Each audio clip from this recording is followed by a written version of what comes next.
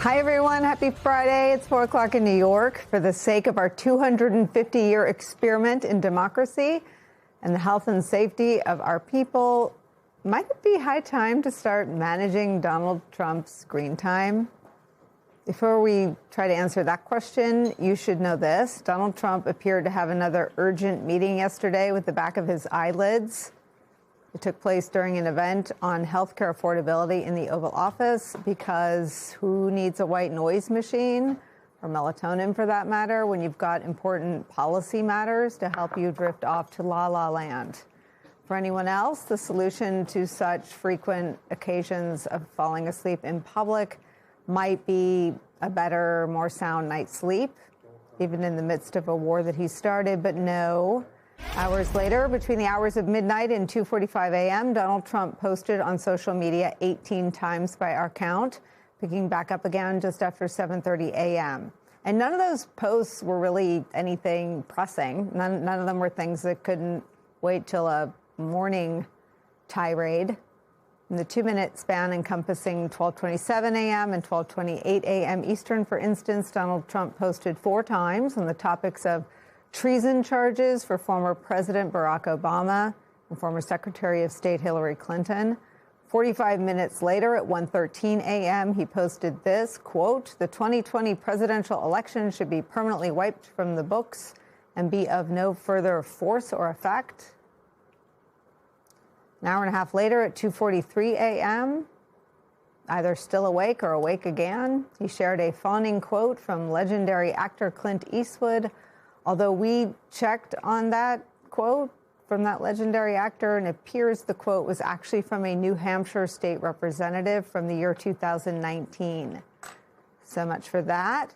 Trump seemed to clock out of his social media with a final post 2 minutes later at 2:45 a.m. before picking it up again and starting to post on social media again just after 7:30 a.m.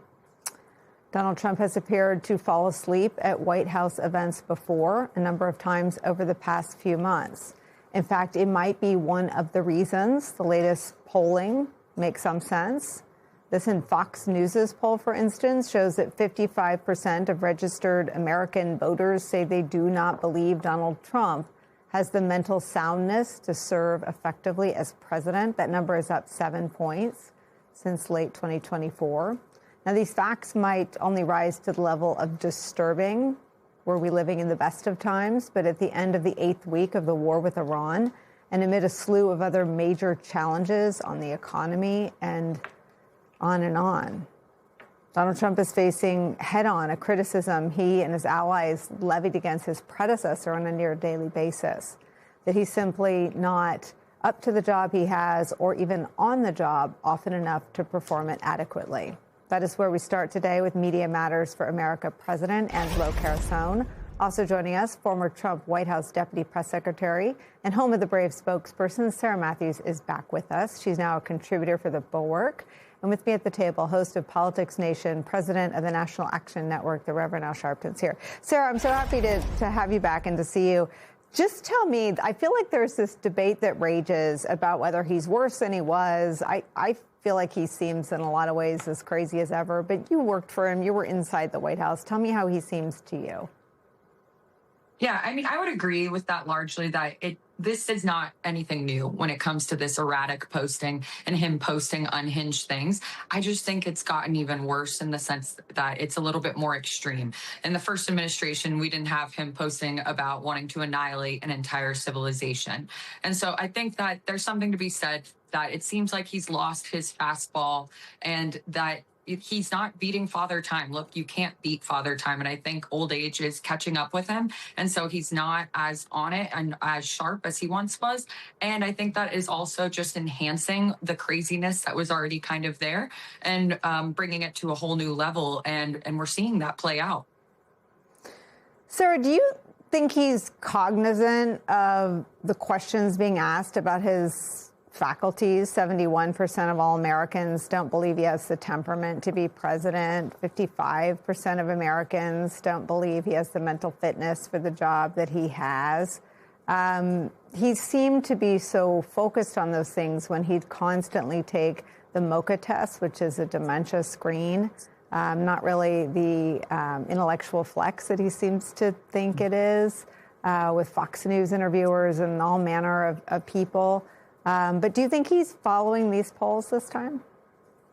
Yeah, I do. I think that's why he is constantly flexing this cognitive test and bragging about how he aced it, even though it's not really that much of an accomplishment. Anyone could ace it as long as you don't have dementia or onset early dementia.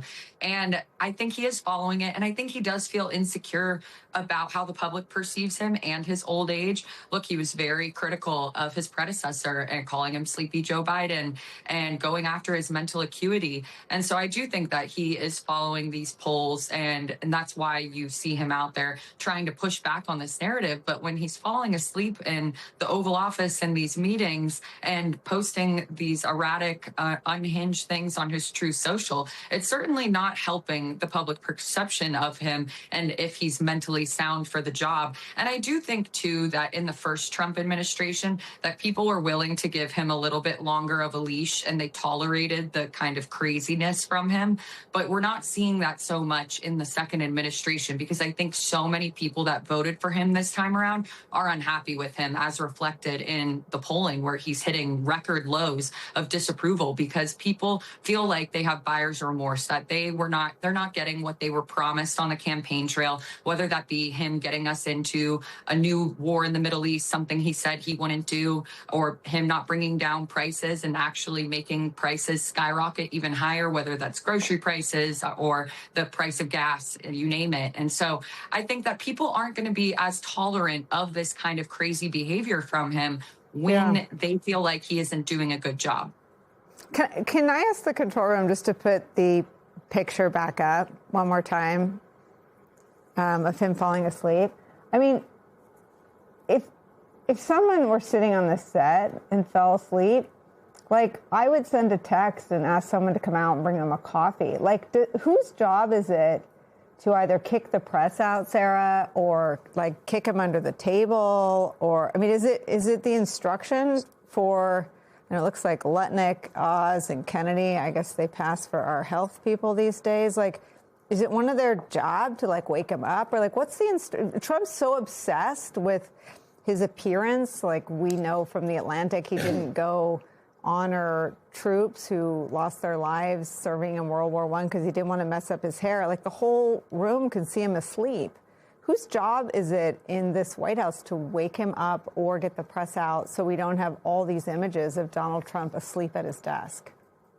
Yeah, it's horrible optics, like you mentioned, and something that he would obviously care about. And I feel like it's kind of surprising that, honestly, the press team wasn't there to wrangle the press. Like, they always have a press wrangler who's on site for these types of Oval Office events, and they're in charge of wrangling the media and getting them in and out of the room. And they're usually the person you hear cut the reporters off, and they're yelling, okay, time to get out, and pushing them out the door when they feel like the press conference has gone on too long, or the president has to get to another engagement. And so you would think that someone on the press team would see him falling asleep and would have the thought to think, maybe we need to get the press wrangler in there to cut this short, or have someone pass him a note, whatever it is. But obviously that isn't happening. So it's a little surprising that they wouldn't be more on top of it.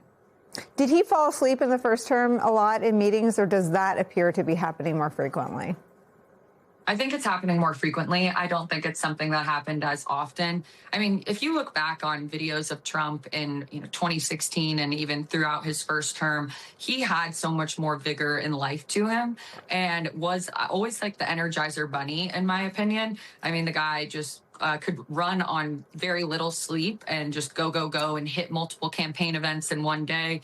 But I don't think you're seeing that as much. And I do think that's just his old age catching up to him. Look, he turns 80 next month. And so it's definitely something that I don't think he wants to admit. Obviously, anyone struggles with realizing and accepting the fact that you're getting older. And this is a very demanding job. And so when you're sleeping for 4 hours a night, he can't perform in the same way that he once was able to. And so him not sleeping through the night and posting on, Twitter back in the day or Truth Social now, that's not really anything new. It seems like it's happening more frequently, but then I think that that's contributing to him also falling asleep more frequently in these meetings now, because he can't perform in the same way on that little sleep that he maybe once was able to in his younger age.